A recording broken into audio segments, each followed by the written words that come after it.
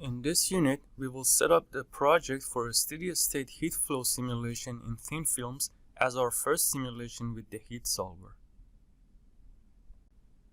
As the first step in simulation workflow, we need to add the materials needed in our simulation. Let's open the electrical and thermal material database.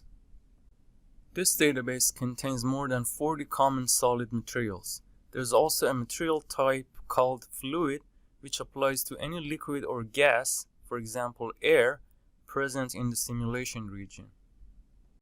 In this example, to define the material properties of the silicon thin film, we will use the material silicon available in the material database.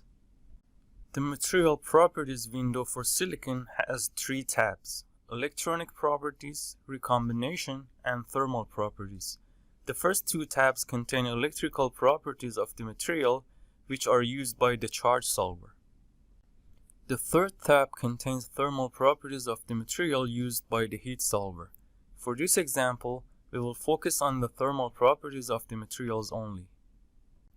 Select the silicon material from the material list. Click on the Thermal Properties tab, which contains the thermal properties of the material used in the simulation. For the purpose of this example, we will keep all the properties in their default values and click Create to add the material to our material list in the Objects tree.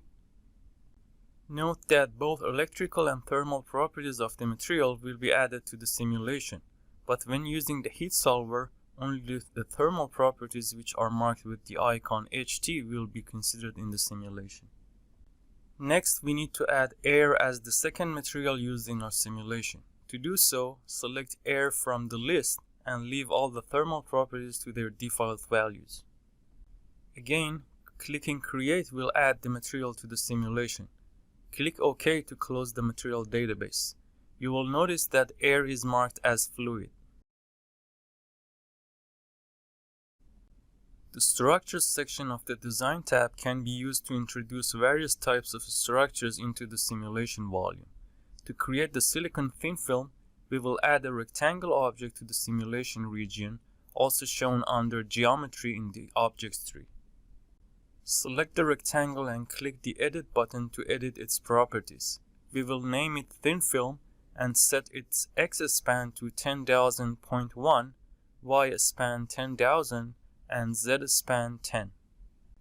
We will also choose its material to be silicon, which was previously added to our material list.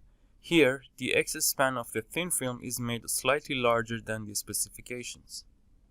This is not necessary for the simulation, but it is done here to demonstrate that the length of the simulation region ultimately defines the portion of the film that will be considered in the simulation if the structure extends beyond simulation region boundaries. Then we add another rectangle to represent the air in our simulation.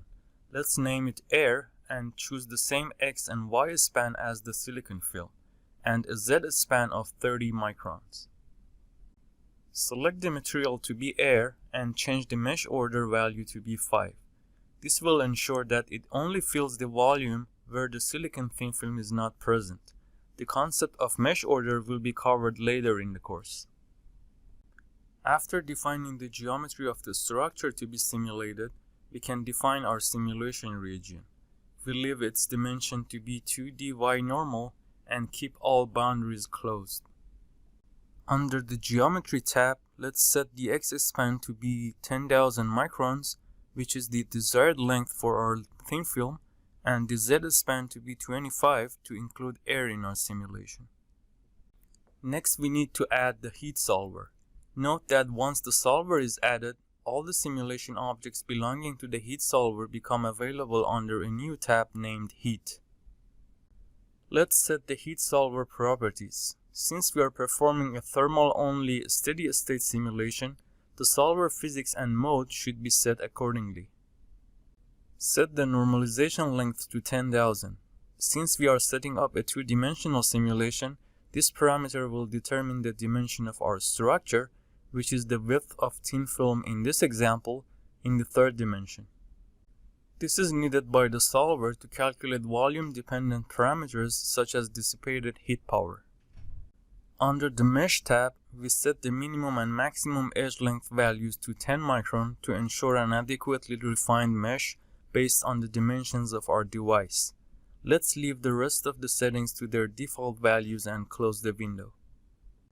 To ensure that the simulation materials and geometry are defined correctly, we can switch to the partition volume mode. We can confirm that the simulation is formed of 3 domains with a silicon layer in the middle surrounded by air on the top and bottom. Next, we need to define the boundary conditions of our simulation. Here, we will use a boundary condition to set the temperature at the left edge of the thin film to a fixed value of 400 K. Click the temperature button from the boundary conditions section of the heat tab. Name it left and set its mode to steady state. Since the temperature will be constant, sweep type should be single and the temperature set to 400.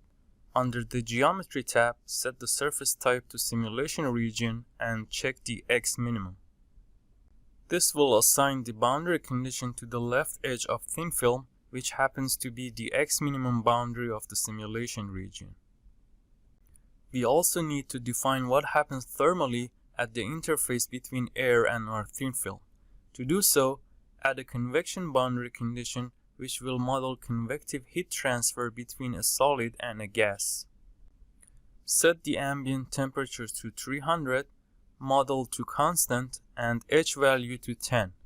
To assign this condition to the interface between air and silicon, select the surface type material and choose air and silicon as material 1 and 2.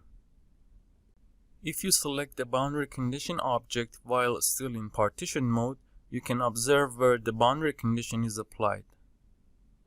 Finally, we need to add a temperature monitor to visualize the temperature profile across our thin film.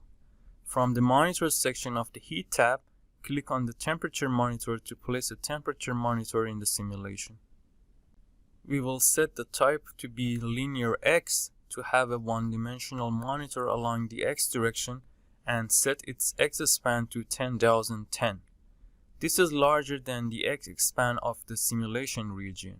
In such cases, the span of the saved data will be determined by the span of the simulation region and will ensure that the data is recorded exactly up to the edge of the simulation region. The simulation setup is now complete and you can save the file. Later in this section, we will learn how to run and analyze this simulation.